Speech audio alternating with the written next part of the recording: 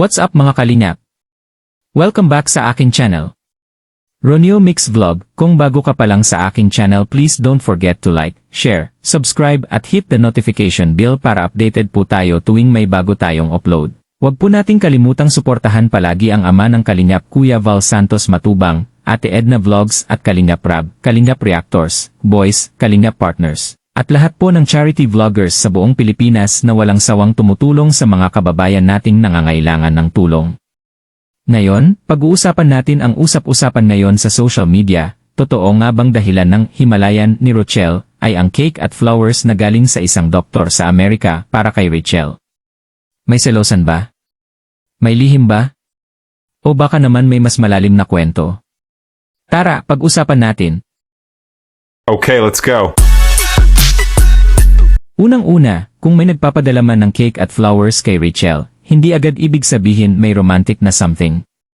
Pwedeng family friend, supporter, o simpleng admirer lang na nagpapakita ng appreciation. At kung doctor pa from America? Aba, baka naman mabait lang talaga at gustong magpasaya. Hindi naman bawal tumanggap ng blessing, di ba? Lalo na kung malinis ang intensyon. Ngayon, ang tanong, alam ba ito ni Roel ng malalad? Kung open ang communication nila, malamang alam niya. At kung alam niya, ibig sabihin may tiwala siya. Kasi sa isang relasyon, mas mahalaga ang tiwala kaysa sa mga bulaklak at cake. Pero ito ang twist ko mga kalingap. Baka naman hindi talaga cake at flowers ang dahilan ng hiwalayan. Baka may personal silang pinagdadaanan na hindi lang nila gustong ilabas sa publiko. Minsan kasi, mas madaling sisihin ang third party kaysa aminin na may mga bagay na kailangan munang ayusin sa sarili.